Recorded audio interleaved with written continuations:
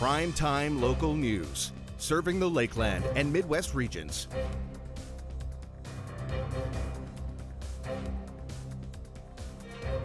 Taking a look at local news now, residents in Kitscoty had the chance to hear more about a possible new sports and event center to be built in that community at a town hall meeting last night. Zach Kenny has more on what officials had to say.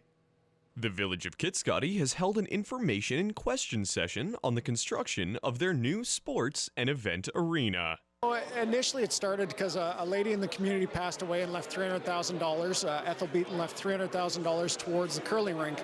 And the curling rink is in disrepair. It's on its last legs, and so we're looking at building a new curling rink. But rather than just building a new curling rink, it was developed into a multi-use facility down at the regional park that would get built into a curling rink, but also used a clubhouse for golf, also a concession for the ball diamonds, and then has stalls and racks so 4-H could be part of the building as well. The session the municipality held was for members of the community to go to get their input heard on the construction of the building, so that they could weigh the good and the bad. Kitscoty has a very passionate community that is very hockey focused, so as you heard in the meeting tonight, but as a whole the community has always supported community projects. It's good for the community, so I would expect the community to get behind this project, and I'm sure there'll be some future negotiations between some of the user groups, but that's to be expected. The project total is estimated to cost $2.05 million. They have yet to reach this goal, but with the help of grants from the government as well as community fundraising, they plan on reaching their goal. And I know their original thought was breaking ground next spring, but it's a function of how much money we can raise. So there is some good grant opportunities that can happen through culture, but a lot of it is tied to matching funding. So if the community can get behind this project, raise money for it, that helps me try to get money through different programs that the government might have. Kitscoty is planning on the development of the Sports and Events Center to increase the quality of life for its current citizens, but also to bring in more people for events as well as meetings. The group approached me last summer with the idea, and I said, well, let me go see what I can do. And they gave me drawings and everything, and I shopped it around the different ministries that helps out with this type of thing. And they made their own application as well. And so they got $100,000 from Municipal Affairs. The village hopes the building can come to fruition, not just for the current residents, but for the residents of the future, as well as further increasing the profit of Kitscoty. Zach Kenny, Primetime, Local News. Students at Avery Outreach had the opportunity to have an Easter lunch this week. Here's Callan Dunlop with more. The Avery Outreach Food Studies class was able to put on an Easter lunch for the whole school. Our food studies class is preparing an Easter meal for the staff and students of Avery. And yeah, we're just excited to have an Easter meal with the students, only because some students don't get this. So we want to make sure that they have the turkey dinner, they have ham. The event from the students' perspective aimed to do more than just cook some food. It's to bring us together as a family. It makes us feel whole. It brings us warmth and comfort and helps feed us. It just makes us feel like a family. It's also better for kids who don't have an Easter dinner to go home to. We can support that for them. The meal was at the back burner of everyone's minds, with family being at the forefront. We are a family at Avery. We always stand as one. We're always united, and we want to make sure that all these kids know that they are a part of Avery, right? So we want to bring them all together. Callan Dunlop, Primetime, Local News. Grade 5 students at St. Joe's Elementary have been learning persuasive writing in an interesting way through a website. Shelby Clark has more in this week's Beyond the Classroom. This website called Kiva.org matches up lenders with businesses around the world that use the money for their daily necessities. Students in the class then had a chance to use their persuasive writing skills and write essays to win a special prize. So learning about loans, how they work, helping others, so Christian ethics and empathy, and then on top of it, our ELA targets of how to be a persuasive writer. So today we're finding perfect Kiva partners for me and Mr. Davidson, and we're actually giving money to some businesses today. So that's the prize, so we're saving a life today. This project is meant to make a big impact on these students. The teachers believe it represents engaged learning, curriculum outcomes, and Catholic education values. Well, we're teaching them a few things. I think one of the things we're teaching them is that a small gesture like $25 or anything that they do can make a huge impact on a life. And I think sometimes we need to do big things, and we can accomplish a lot by doing something small, using the technology to make a difference in people's lives. And then we're learning the curriculum piece, which is how to write, how to persuade. You know, again, that we have a responsibility not just to ourselves and to look after our families, but to look after those who are in need or those who are just have fewer opportunities than ourselves. So I think there's lots of layers to why we're doing this in our classroom. Students enjoyed this project for their persuasive writing course and have learned big lessons for the future. We tried to persuade the teacher with so we did a whole essay for this one person. So we did some researching about one person to write a whole essay about to persuade the teacher to pick that person. And that's it in this week's Beyond the Classroom. Lakeland College's doors are open for program info sessions on March 3rd and 10th. RSVP now at lakelandcollege.ca/info sessions. And now let's check in with Shelby Clark for a look at your evening weather forecast.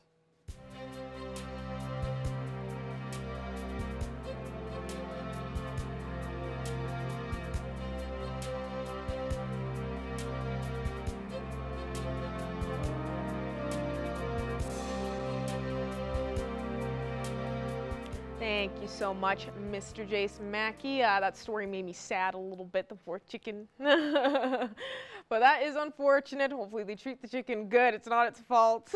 Let it free him. Yeah, justice for the chicken. Justice for the chicken. Switching over to our weather forecast here in the Border City now, what we are sitting at for the midweek here on our Wednesday. We are just sitting at -4 with that wind chill kind of feeling past that -10 mark once again. But, you know, we are looking at a beautiful day today indeed. You know, it is feeling slightly chilly outside, but with that sun peeking behind those clouds, it's definitely warmed things up quite a bit. So hopefully everybody is enjoying their day because we will be seeing even warmer conditions after this. Switching over temperatures across the region for Alberta and Saskatchewan. On the Alberta side, most spots just sitting around -1 degrees. It almost seems like is the most common pattern. And then we have some that are even seeing those plus temperatures. The rest are just seeing around that 0 mark, like down in Wainwright and over in Vegreville. -3 is the coolest there with that Provost on this side and up in Marwayne. And then we start to see those plus temperatures. 2 degrees in Cold Lake, while it's just hitting that 1 mark in Bonnyville. 3 up in Lac La Biche and over in Edmonton, of course. Seeing that 4 degrees, seeing the warmest conditions on the Alberta side for Edmonton. Switching over to our Saskatchewan side, they definitely are matching with us with those conditions, so they aren't seeing anything too much cooler or too much warmer, which is nice to see as we all are kind of matching for right now. -3 in St. Walburg, while it's also -3 in Maidstone. -5 in Macklin, so Macklin seems to be seeing the coolest condition compared to the rest. The rest are seeing those nice plus temperatures, especially up in this area here, seeing some of those zeros, that 1 degree mark there in Green Lake. Isla Cross is looking the warmest with that 3 degrees, and then we go a bit lower to North Battleford, and they are matching with us just at -4.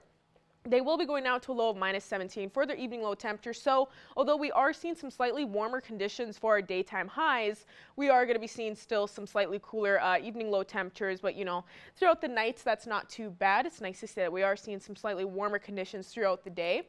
And then for tomorrow, for their Thursday, we'll be looking at -3, so looking slightly warmer just by a degree there. Seeing that minus mark once again, but seeing plenty of sun. So should hopefully warm things up. Cold Lake will be going out to a low of -13, so seeing those double digits once again for their evening low, but, you know, not a high chance of flurries. It's going to be a pretty cool night and a calm night. And then for their daytime high, 3 degrees, so seeing that plus temperature for Cold Lake tomorrow and seeing plenty of sun as well, so that'll be nice. For us here in the Border City, we will be going down to a low of -15, so seeing those double digits expected for us here tonight. So we will be cooling down quite a bit, and then we will be looking at that 1 degree mark, like I was saying, expecting to warm up through the rest of this week for tomorrow and seeing plenty of sunshine. And as we look a little bit more into our 3-day forecast, we'll be looking at that tomorrow, then even reaching 4 degrees Friday as we kind of start off the weekend and looking at that 6 there on Saturday.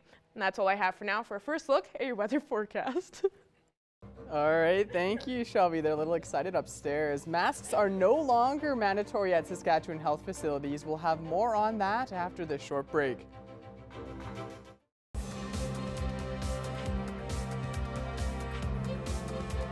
The Lloydminster exhibition hosted the CPCA Finals tarp sale last night. Here's Thomas Wildman with a closer look. 55, now 6,000, 55, 6,000. The CPCA Finals tarp sale gives businesses the opportunity to gain exposure during some of the final chuck wagon races of the year by purchasing the tarp on the back of a chuck wagon. The money raised will be crucial for the drivers to help them compete throughout the season. It's a very exciting time of the year. You know, it's important for us drivers to get that good start so we can start budgeting our summer and how we're able to be successful during the summer here. So it's important for us. I mean, these sales are big for us. If it's not without our sponsors, you know, it'd be pretty tough for us to go down the road sort of thing. So yeah, very pleased with the outcome. I think the sales seem to be pretty good for everybody. So, you know, it's a good start for us here. The Lloydminster exhibition is already preparing for the race season with both the NACC Finals and the CPCA Finals taking place at Halstead Downs. Like, actually, it's those events that the minute the day they're done, you kind of start planning for next year. And yeah, like the work with the NACC is well underway. And now, once this is the one step closer to the CPCA Finals. And actually, you know, something I forgot to mention that yeah, this is the first year of a 3-year contract that we signed. So we got 3 more years of them. And yeah, we're looking forward to it. Thomas Wildman, Primetime, Local News. $15,000. And now it's time for us to check in with Shelby Clark for another look at weather.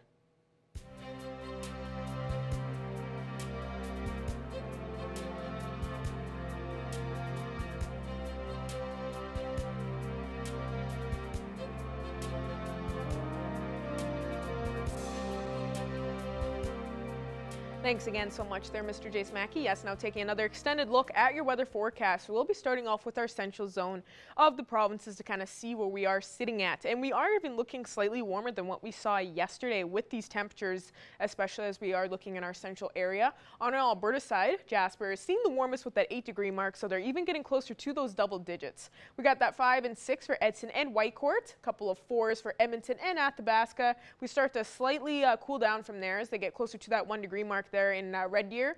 Rocky Mountain House is just seeing 3 degrees, and we have Cold Lake still just sitting at 2. Now as we go back over to our Saskatchewan side here to check them out, they are still looking slightly cooler, of course, compared to our Alberta side. They are continuing that streak of just seeing a lot of those minus points compared to what we are seeing with those plus temperatures, but they have slightly warmed up, even especially for Meadow Lake, now just hitting that 0 mark. Then we have -2 over in Prince Albert, -4 and 5 for North Battleford and Melfort, and then Saskatoon is still seeing the coolest condition with that -6. Now, as we go over to our northern zone here, they have, kicked it up. They have kicked it up for sure. They picked up their speed here with those temperatures as they are all seeing those nice plus temperatures on our Saskatchewan side. So it's very good. That's good for them. Most spots are just sitting around that 1-degree mark, while we are seeing that 2 now up in Uranium City. And then down in Losh and Buffalo Narrows, seeing the warmest conditions with that 3 degrees. Going back over to our Alberta side here for our northern zone, they are even looking slightly warmer compared to what we are seeing in our central area, which is definitely a switch up from what they were looking at yesterday. That 0 mark now in high level, and 3 and 4 for Fort Chipewyan and Fort McMurray, as they were, of course, seeing those minus points throughout the week. 4 degrees down in Peace River, while it was 5 there in Slave Lake. Grand Prairie continues to see the warmest condition there with 8 degrees, and they are even getting closer to those double digits. So we have definitely seeing some nicer conditions for our northern zone. Going over to our southern zone now, they have warmed up just slightly as well. They were seeing those 0s and those minus marks yesterday from when we were looking at, but now most are now seeing those plus temperatures. 4 seems to be the warmest conditions, so they aren't quite matching with us for our Alberta side in our northern or our central zones, but you know, they have picked it up. 3 degrees for Medicine Hat and over in Banff, while 4 seems to be the warmest with Calgary and Lethbridge.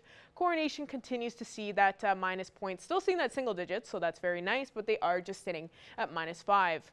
Now going back over to our Saskatchewan side here, they are still looking slightly cooler, and they are even getting closer to those double digits with those minuses. -8 seems to be the most common trend over on our Saskatchewan side. Then we are looking at -7 for Swift Current, and Kindersley in Yorkton seems to be seeing the warmest condition there with -4, but doesn't seem like any are seeing those plus temperatures, so still looking quite cooled down. Now as we look at some overnight evening lows expected tonight in our surrounding areas, we will be seeing those double digits expected for all of these spots in the surrounding area. The coolest seems to be for Provost with a low of -16, low of -15. Meadow Lake and Paradise Hill will be seeing, and Isla Cross and Bonnyville will be expecting a low of -12 to -13 degrees. So we will be dropping pretty cool tonight, but not a high chance of flurries, so that'll be nice to kind of see more of a calm night. And now ending off with our Thursday in the Border City for our hourly forecast, we will be starting off with those double digits at -14 and even hitting that 0 mark for our daytime high. So be prepared. We are expecting a beautiful day ahead for us our Thursday here in the Border City. And that's all I have for now for another look at your weather forecast.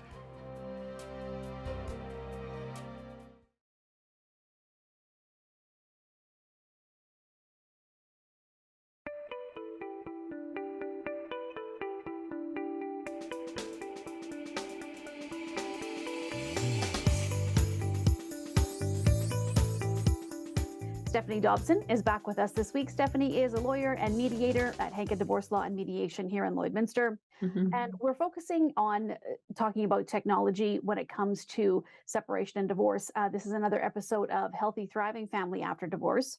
So today we're particularly going to talk about how communications and technology kind of intersect for parents when they're dealing with separation and divorce. It's already, a sticky situation. So anything that can help is obviously a good thing. So let's talk about some tips, Stephanie, on how parents can integrate technology, especially when they're co-parenting and going through this. Well, there's so many ways that technology can be leveraged. And I just thought that, I'd highlight 4 different ways. Some of them are age-old ones, and some of them are kind of new to some parents probably. So there's 4 that I thought of. So the first one is video chat applications. So of course there's in-person parenting, but I often find that if parents can connect with their kids by video messaging, it especially helps when you're long distance parenting and you don't get to see the kids very often. But, when you're able to connect with your kids, even when you see them every weekend, for example, it just adds that more meaningful connection. So second, there's tools out there to help track substance use by a parent. So some families may have heard about the company called SoberLink. It's one of the leaders in the market about how to track in live time whether the other parent has consumed any alcohol. So if alcohol is an issue in your family, that might be something that could help you. Third, there's digital calendaring. So lots of families already use a digital calendar on their phones or their laptops to keep track of their lives. What I often recommend is an extra calendar. So making a separate, we'll call it a kid calendar. And then that gets shared between the parents. So even perhaps it can get shared with the kids, of course, depending on their ages, on their own devices. So it's usually these digital calendars, they're easy, they're free, and you've probably had lots of experience with them. So it's an easy way to track, scheduling activities, ongoing events so that everyone's on the same page. And the last one I want to highlight is my favorite, which are co-parenting apps. So these are for parents who want really a one-stop place to go for everything relating to their co-parent and any kid-related issues. Well, they say there is an app for everything, Stephanie. So as you mentioned, it can be used in this case as well. So what are some of the things that you can communicate using apps, and what would you use them for when you're going through divorce and separation? Well, these apps, there's so many of them out there. A simple Google search would bring up all the different ones that are out there, of course. But so I just want to highlight some of the features that the parents that I work with have really liked. So the first one that's available on is the messaging function. So that's sort of as what I call an alternative to other ways to communicate. So there's texting, email, verbal conversation, either, in person or by phone. But when there's lots of conflict between the parents, it's really a better way to communicate is in writing and in a way that creates a little bit more time and space. So having to log into the app, there's the Face ID and everything, but having to log into the app, go into the message, it just really slows down that communication. And I find that it's really helpful. There's other extra features that I know parents love with these apps. All of them are slightly different, but things like tracking the kids' expenses, reimbursements being requested. You might be asking for a time swap, so this weekend instead of next weekend. Even GPS markers to confirm where you are. I said that I'm at the swimming pool, and yes, I am. Here's my GPS marker, and even kid data. One of my favorites is called Our Family Wizard. There's lots of them out there. Check them out and see which one you might like, but that's my favorite. Why would parents want to use an app to communicate, Stephanie? What are some of the benefits of using that?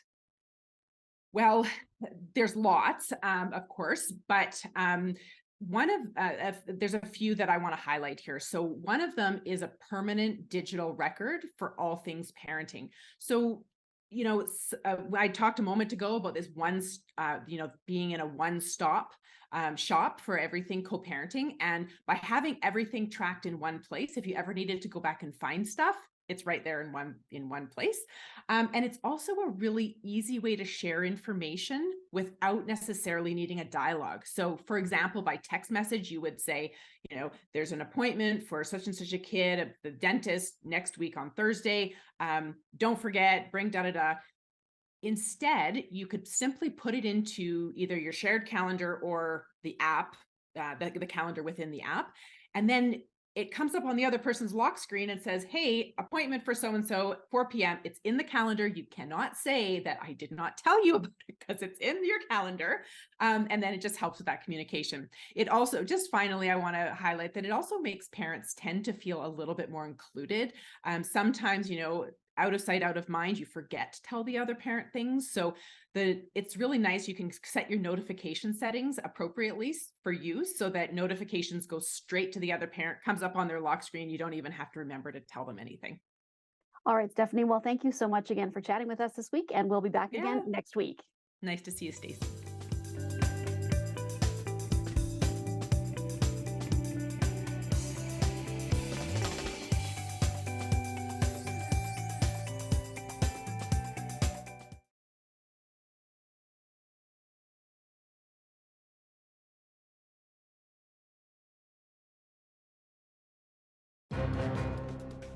Furniture set and design supplied by Furniture Gallery and Furniture House, downtown Lloydminster.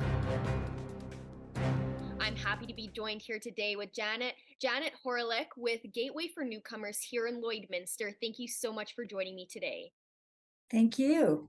Of course. Now, we're talking about the info sessions that you hold. Tell me a little bit about what those are and what people can expect when they come out and who these information sessions are for. Right. So the Gateway for Newcomers is basically about information, orientation, and settlement needs for our newcomers. And with that comes some other programming that would be like events and such, like multicultural events and so on that is open to the public. We also have a settlement worker in schools who does some programming during the summertime. But our information sessions, they can be anything from learning how to do Excel, citizenship information, resume writing. We just had that, and I think you saw some of that. And so we're just trying to cater to the needs of the community and to our newcomers. And so that there's a range of things that can happen there. So what we have coming up is a CLB assessment, April 13th and 14th. We have an assessor coming up from Saskatoon, actually, who will be assessing newcomers as to what level they are for their English language.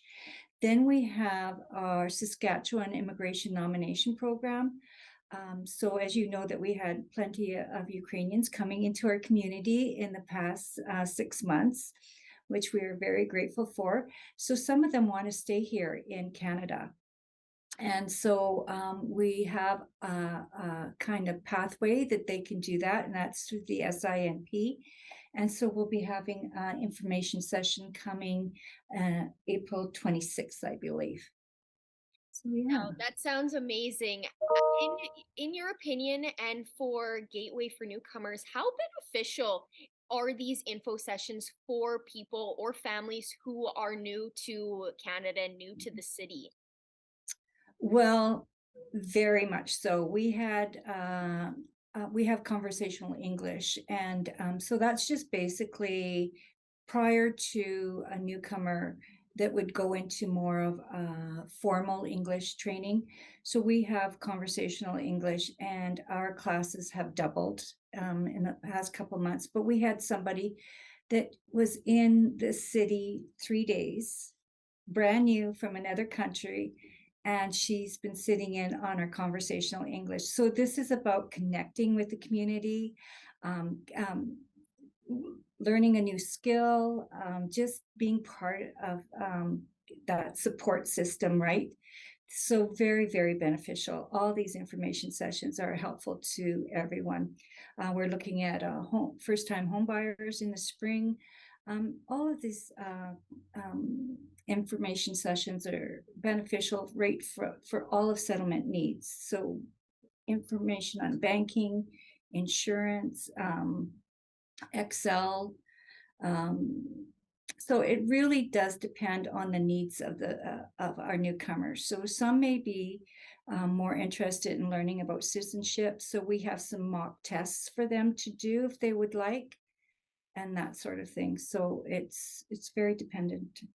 It's very individual, but yet it's very you can see kind of a trend happening in the community, like with our new Ukrainians. Which is amazing. And it's like you said, it is very beneficial to have something like this for people who are new to the country and, trying to get their footing in a whole new place that they're not familiar with. Now, Lloydminster isn't the only location in Alberta that has Gateway for Newcomers. There's locations in Edmonton and all over north central Alberta, like you mentioned previous to when we started. Tell me a little bit about that. And you said that there's some sessions or programs in Edmonton that may not be available in other places. Right. So in Edmonton with the Catholic Social Services, there's like the LACE program. So learning English and with the community. So there's that. There's also testing being done, assessments being done on an ongoing basis. In Edmonton, they have a refugee program so that people that are coming into the country brand new have evacuated from their country or for whatever reason, we have housing for them in Edmonton. And also we're able to, on the Alberta side, take care of the temporary foreign workers. So different programming. Again, it's all about our mission for Catholic Social Services is to serve the community where it's needed to. And so every community has a different need and that sort of thing. There's also Gateway for Newcomers, or gateways in the Saskatchewan, throughout Saskatchewan, and that is several programs. So North Battleford, Prince Albert, Saskatoon, Regina, and so on, Humboldt. And so there are many agencies that have programs for our newcomers. That sounds amazing. Now, for these info sessions, where can people find the info on what the session will be about or where it's located? Where's all that location, or where is all of that information located for people to know when those info sessions are happening? Right. So we have a Facebook page, and then there, of course, is if you need any kind of information, many times you'll have to register, and that would be through Johanna Rays. And our number is 780-875-9084. And just give Johanna a call, and she will hook you up as to whatever is in the need. And hopefully we'll be able to get to see you soon. Awesome. Well, thank you so much for joining me today. Gateway for Newcomers just sounds like an amazing organization that really does benefit those who are new to Canada, and, they can, get their footing and really make a home here in Canada. So thank you so much for joining me today. Thank you. Have a great day. Ending off with a quick look at your 7-day forecast, we will be looking at a beautiful day tomorrow with that 1-degree mark, a lot more sun, and continuing on into the weekend. Be prepared for some beautiful temperatures as we are going to be seeing some sunny days ahead. And as we head into next week, we will be starting off quite warm with that 8-degree mark on Monday and even seeing that 6 and 4 next Tuesday and Wednesday. So please make sure to get out there and enjoy these nice conditions. All right, thank you so much for that, Shelby. And thank you all for joining us for this edition of Primetime Local News. Have a great night, and we'll see you again tomorrow.